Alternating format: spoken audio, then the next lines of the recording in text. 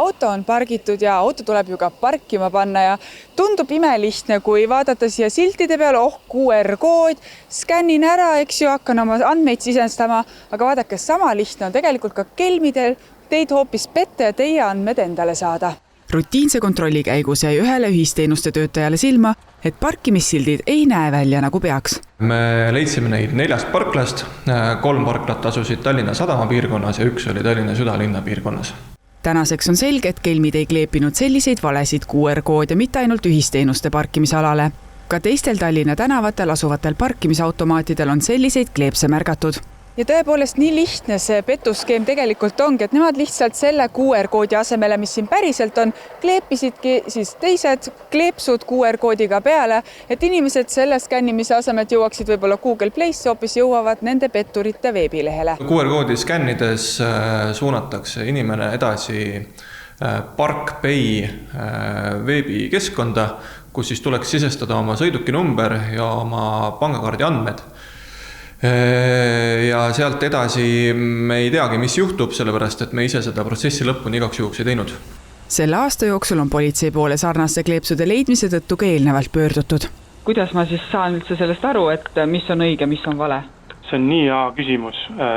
See on tänapäeval paraku ongi selline olukord, et meil peab olema niisugune sisse kasvatatud selline tervislik skeptilisus linkide suhtes ja võib-olla need QR-koodid ongi sellised asjad, mis tekitavad natukene sellist võlts turvatunnet, sest me ei seosta neid võib-olla linkidega, mis tulevad SMS-is ja mis on või e-postis, mis paluvad midagi teha, et me võib-olla nendega hakkame pisut harjuma.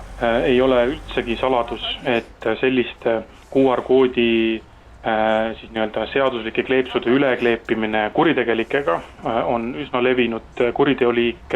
Kas sina saad aru, mis sellel pildil valesti võiks olla? Esimese pilguga ei saa. Tundub nagu kõik on okei, võikski selline parkimissilt olla, jah? Jah. Kui turvaliselt ennast selliste asjadega üldse tunned, et saab midagi üldse usaldada või kuidas sellega on? Ei saa enam QR-koode usaldada. Et siis ise vaatad 2 korda nüüd, eriti kui seda nähes, et alguses ei saanud ju arugi, et kas on midagi valesti.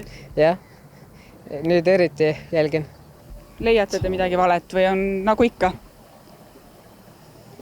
Kohusele ma ei vaata neid silte, eriti veel neid parkimise silte. Panete äpi kaudu parkima tavaliselt? Ja. No võib-olla oletegi. Nagu siin on ju nii automaatne see, et... Aga te olete vist targasti teinud, et läbi äpi, sellepärast, et praegu siin kohal on see kleeps.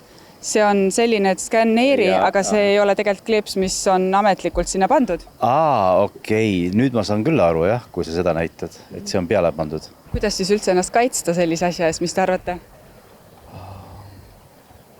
Hea küsimus. Mina nüüd tean, eks ju, ja tänu sellele nüüd saavad teised ka teada, eks, kes vaatavad. Aga need, kes ei näe seda, ei vaata, ma arvan, et saavad haigit, jah. Siin on nüüd 2 varianti, et kas lihtsalt talletatakse nii-öelda kurjategijate jaoks edasimüümise eesmärgil või tegelikkuses sellele lisaks tehakse kohe ka mingisugune tehing.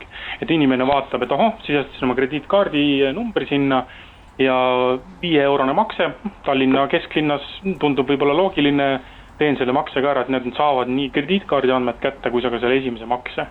Ja see tulemus, mis seal on, iga inimene teab ise, mis on temal selle kaardi peal. Kas see on see põhikaart, kuhu tuleb mul palk peale, kus ma igapäevased osta teen, on seal see mingi krediitkaart, kus on mul krediidivõimekus seal kuni 10 000 euro ulatuses, et need on need potentsiaalsed kahjud.